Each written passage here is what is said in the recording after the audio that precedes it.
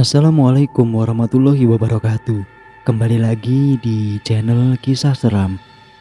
Pada kesempatan kali ini saya akan bercerita tentang Jalangkung. Dan cerita ini ditulis oleh akun Twitter @mika0619. Jika kalian ingin membacanya langsung, kalian bisa follow akun Twitter beliau dan linknya udah saya taruh di deskripsi. Sebelum kalian lanjut ke ceritanya, saya ingetin untuk subscribe channel ini dan nyalakan tombol notifikasinya agar kalian tidak ketinggalan cerita-cerita terbaru dari channel ini. Kisah berlatar di Jakarta tahun 90-an. Nama-nama karakter dan lokasi spesifik sengaja kami samarkan. Apabila teman-teman bertanya atau menebak seputar hal itu, mohon maaf, kami tidak akan berkomentar. Tommy, Leo, dan Acong adalah pelajar kelas 2 SMA di sebuah sekolah peninggalan Belanda. Atau kalau saat ini dikatakan kelas 11. Sekolah mereka berseberangan persis dengan rumah sakit besar yang juga peninggalan zaman Belanda. Jurusan Tommy saat itu disebut A2. Mempelajari ilmu eksakta namun lebih menitik beratkan mata pelajaran biologi. Sedangkan Leo dan Acong mengambil jurusan yang saat ini disebut A3, mempelajari ilmu sosial dan ekonomi. Meskipun berbeda jurusan, mereka bertiga bersahabat akrab.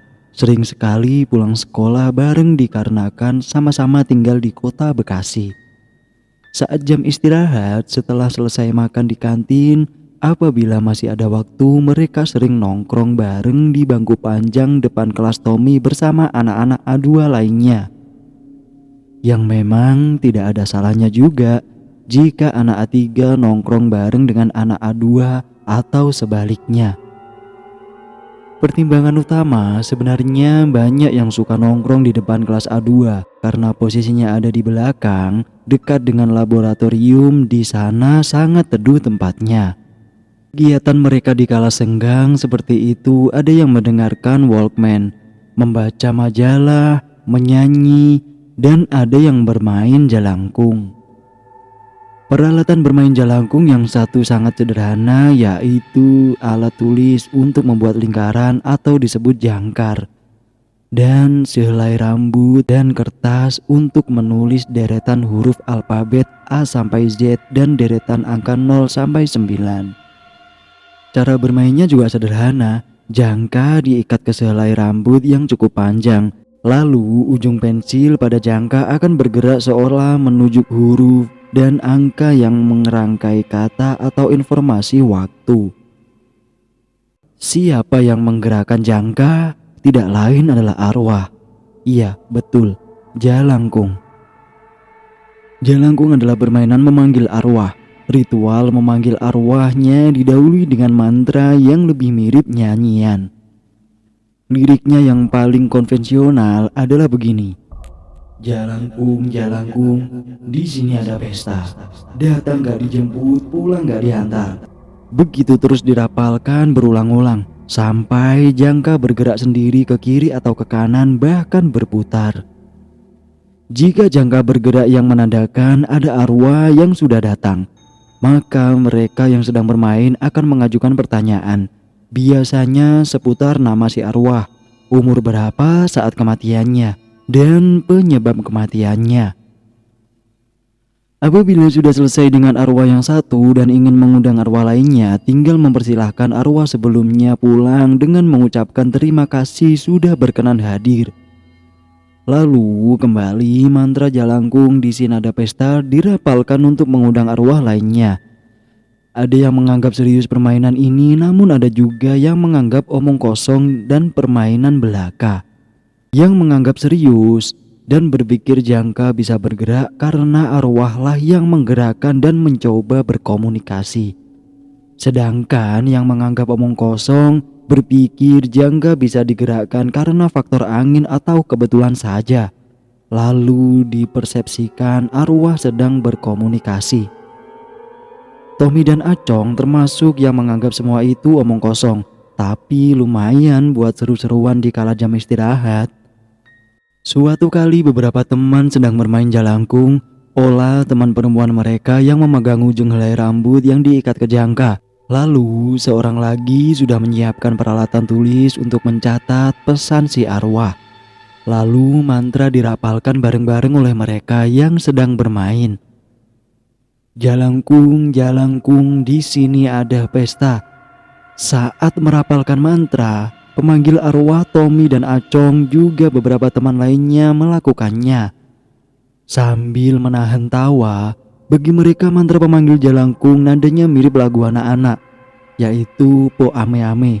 Disitulah salah satu bagian lucu dan serunya dianggap mereka. Tak lama Jangga mulai bergerak-gerak. Nah, ada yang datang nih, seru Ola. Lalu pertanyaan mulai diajukan. Nama kamu siapa? Ujung Jangka bergerak, menunjukkan ke huruf T-I-N-A, Tina. Kamu umur berapa? 1/7, 17. Waktu itu Tommy nyeletuk, wow sweet 17, sebaya kita. Nama Tina pasti cewek, kenalan dong.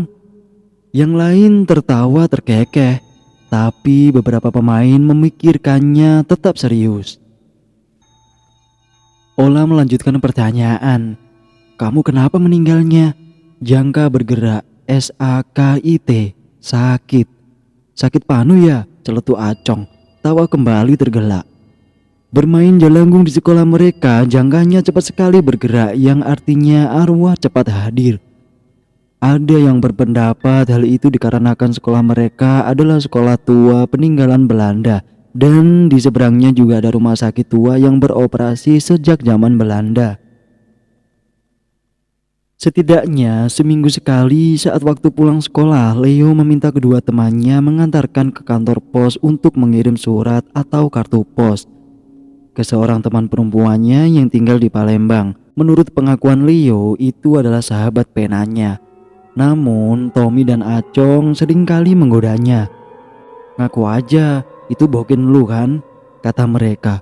Bokin artinya pacar.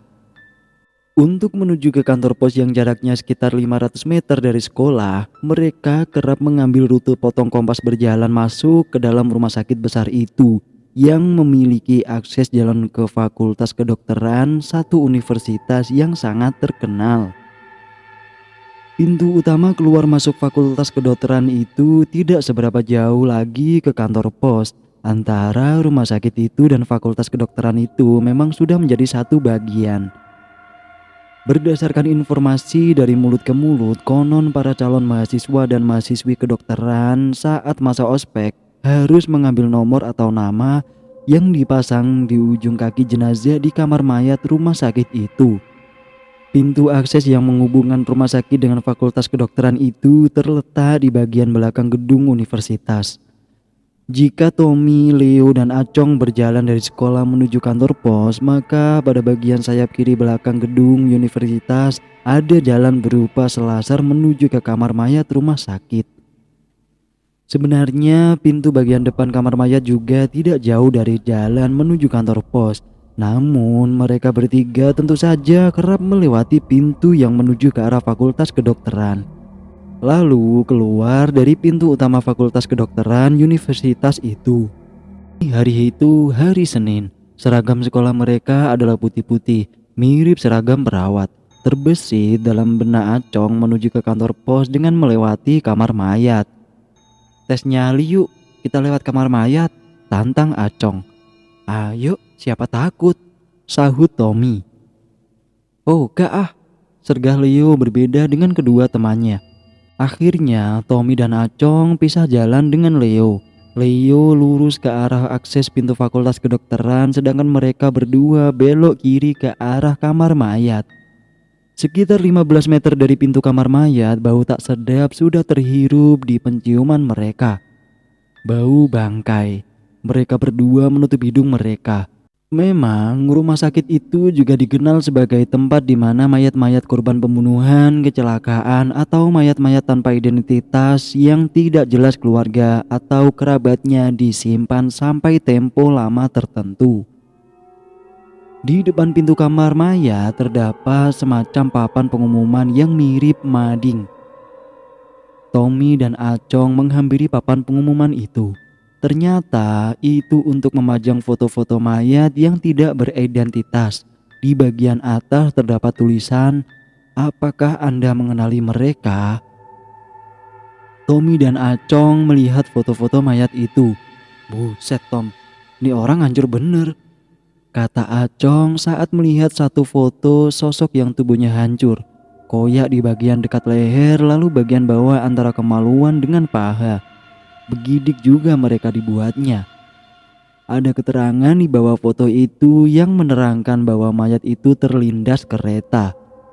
Berjenis kelamin perempuan, umur diperkirakan 30-an. Foto-foto mayat lainnya juga tidak kalah mengenaskan. Tommy dan Acong melanjutkan jalan mereka masuk ke dalam kamar mayat itu.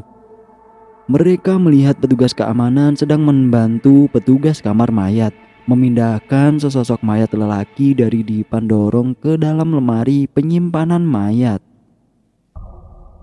Mayat itu tak mengenakan penutup tubuh sehelai benang pun alias telanjang. Tubuhnya terlihat degil. Mungkin itu mayat seorang tunawisma. Para petugas terlihat begitu santainya menangani mayat itu sambil saling bercerita diselingi tawa kecil di antara mereka. Pasti mereka sudah terbiasa dengan kondisi yang demikian. Lain halnya dengan Tommy dan Acong. Sebenarnya mereka cukup tegang sedari depan kamar mayat yang juga nampak banyak kurung bantal bertumpukan begitu saja. Begitu mereka keluar dari kamar mayat, keduanya merasa lega. "Kita gak ditegur satpam karena disangka perawat kali ya? Seragam kita kan putih-putih," Tommy menduga. "Sepertinya gitu," Acong setuju. Akhirnya ketiganya bertemu di kantor pos. Acong meledek Leo, katanya bernyali kecil. Leo merasa kecut juga diledek kedua temannya. Tapi mau bagaimana lagi, nyalinya memang tidak sebesar kedua temannya itu. 2 hari kemudian di jam istirahat sekolah seperti biasa, sehabis bersantap di kantin, mereka melanjutkan nongkrong di depan kelas A2. Dan seperti biasa pula mereka bermain jalangkung. Kali ini si Danila yang memegang sehelai ujung rambut dan jangkarnya. Tommy, Leo dan Acong dan beberapa teman lainnya sebagai peserta permainan saja. Mantra dirapalkan bersama-sama. "Jalangkung, jalangkung, di sini ada pesta. Datang gak dijemput, pulang gak diantar." Begitu terus sampai diulang 3 kali. Hingga pada mantra keempat, "Jalangkung, jalangkung," syair belum tuntas, namun jangkar sudah berputar-putar. "Udah ada yang datang nih," bisik Daniel. "Ini dengan siapa?" tanya Daniel. Jangkar pun bergerak. SANTI, Santi. "Nah, cewek nih," kata Acong. "Umur kamu berapa?" Jangka bergerak. 3/4, 34. Mbak," kata beberapa yang ada di situ. "Kamu meninggal kenapa?" KELINDES. Kelindes. Kelindes apa? KERETA. Kereta. Beberapa yang ada di sana terlihat bergidik, mungkin membayangkan bagaimana wujud korban terlindas kereta. Tiba-tiba tanpa ditanya jangka bergerak lagi. TOMY, Tommy. Terdengar gumam. "Loh, kok nama lu disebut, Tom?" Kali ini Tommy diam, tidak berkomentar. Jangka bergerak kembali. ACONG, Acong. "Cong, nama lu juga disebut," gumam yang ada di situ. Tommy dan Acong diam 1000 bahasa. Wajah mereka pucat. Kening mereka mulai berkeringat. Lalu mereka berdua saling bertatapan. Leo menegur, "Kenapa lu berdua?" Selesai. Terima kasih sudah menyimak cerita kali ini. Dan saya ingatkan lagi untuk subscribe channel ini dan nyalakan tombol notifikasinya agar kalian tidak ketinggalan cerita-cerita terbaru dari kami. Wassalamualaikum warahmatullahi wabarakatuh.